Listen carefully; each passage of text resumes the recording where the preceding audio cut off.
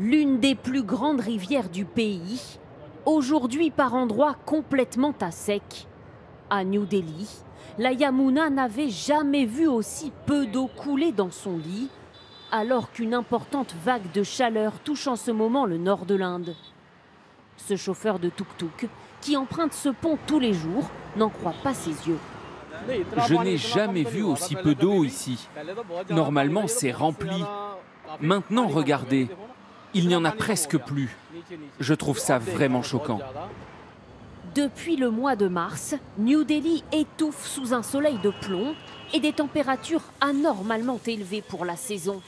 Dans certains quartiers de la capitale, aujourd'hui, il a fait jusqu'à 46 degrés. Ce couple qui tient dans la rue un petit atelier de repassage n'en peut plus. Ce sont des conditions extrêmes pour nous. Et si ça dure longtemps, ça va devenir encore plus difficile. Il fait si chaud que j'ai des maux de tête et des douleurs à l'estomac. Mais je n'ai pas le choix, je dois travailler malgré l'extrême chaleur. Ces températures exceptionnelles devraient encore grimper dans les prochains jours. Alors les hôpitaux se préparent. Dans ce service des urgences, ce docteur s'attend au moment du pic à accueillir des patients malades de la canicule. Nous sommes prêts pour ça.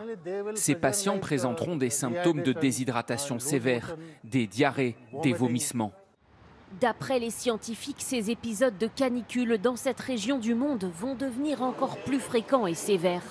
Au centre d'observation météorologique indien, le chef des opérations garde les yeux rivés sur les relevés de température. Voici la carte sur laquelle nous indiquons les températures d'hier. En rouge, ce sont celles qui ont dépassé 43 degrés. Et ce qu'on voit, c'est que 60% du territoire indien était au-delà de cette température. Comme d'autres pays, l'Inde va devoir faire face à un climat plus compliqué dans les années à venir.